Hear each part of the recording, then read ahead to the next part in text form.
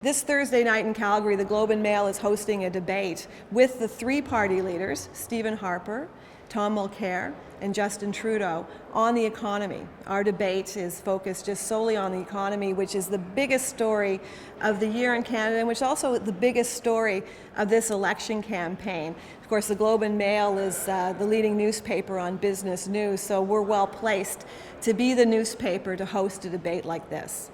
You might think that debates are just like a lot of blah, blah, blah between the leaders, but they're not. They're extremely important because it's a chance for the voters to focus in on the leaders and see how they interact with each other. Usually you just see the leaders standing up in front of their supporters and saying what their supporters want to hear and everybody's clapping. But here, with the moderator, who is our editor-in-chief, David Walmsley, he's going to be asking some probing questions of the leaders, and he's going to get the leaders to debate amongst themselves. And you'll see then who's fast on their feet. You'll be able to see what their policies are in a different kind of format than you just see on the campaign trail. I think you'll see Stephen Harper trying to convince Canadians that he is the steady hand.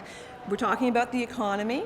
The Conservatives have taken Canada through the recession time, and the country has people will argue, has fared fairly well out of that time. So he will be the steady hand, the experienced hand. That's what he will be playing up. You don't want at this time, and in our economic situation, you don't want to fool around. He will probably say by electing a different party leader with kind of policies that we're not sure about.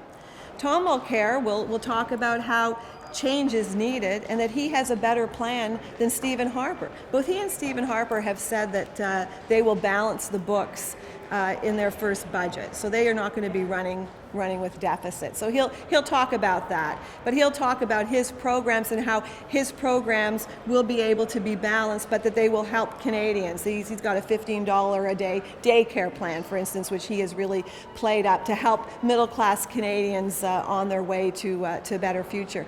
Justin Trudeau has a lot to do because, of course, he has been defined as a young kind of guy with no experience and not ready to lead. And Justin Trudeau has also said that he will run deficits. He's different than the other two party leaders, and he has said that he will bring in a plan to run modest deficits, so to stimulate the economy and to stimulate growth that way. So his position is very different. It will be under attack by the two other party leaders, and he will have to justify how that position is the best position for Canadians. And so everybody's a salesman in this debate. They're all selling their policies, and they all want to convince Canadians that they have the best plan for the economy, because the economy is the biggest and the most important story of Canada right now, and the most important story of this election campaign.